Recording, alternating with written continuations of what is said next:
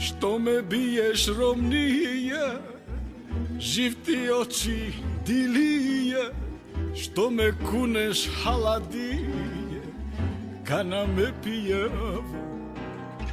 Насмишин рује дилија, капара вавче димија, сема мундреја маленцар, ај ебе криенцар. Сама ан me hanava, Valentines me pile, vimunre amale.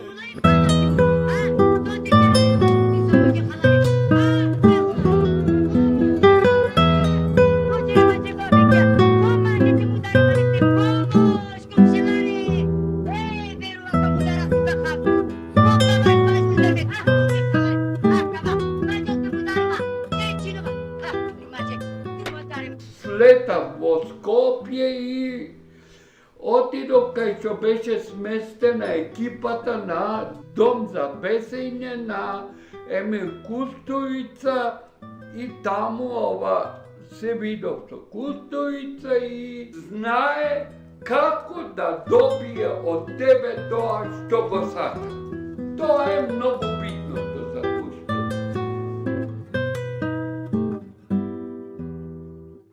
Рахим Бурхан, иначе порано пишуваше и сега ден-денес пак продолжи да пишува многу убава поезија.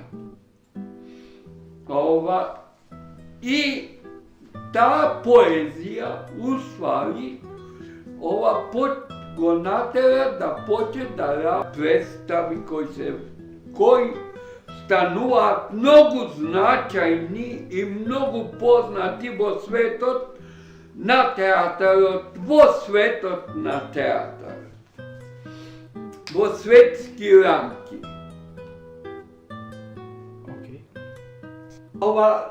Таа некоја си мала интелигенција, мислам, на ромите, се наоѓавме кај Панта, бојаджијата, во салонот него.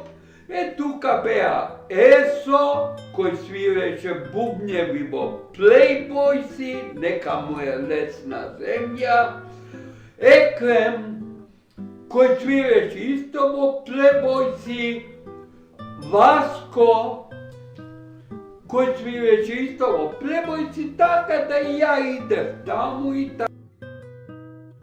Ствари генерацијата твоја, генерацијата на Рахим Бурхан, генерацијата на Јусуф, генерацијата на Вујко Мифадил и на Есо. Беше нормално да се знае кој е Лед Цепелин, кој е Deep Purple, кој е Питер Брук, кој е Станиславски, Битлси, Джинджер Бекер, Ерик Клептон, Джек Блуз, Джеф Бек и така натака.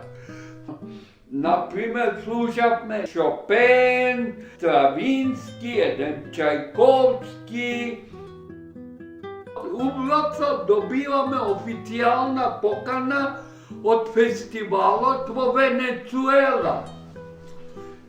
У меѓувреме се случува една работа и ја читам во новини дека драмскиот театар од Скопје со представата Јане Задрогас иде на фестивалот во Венецуела.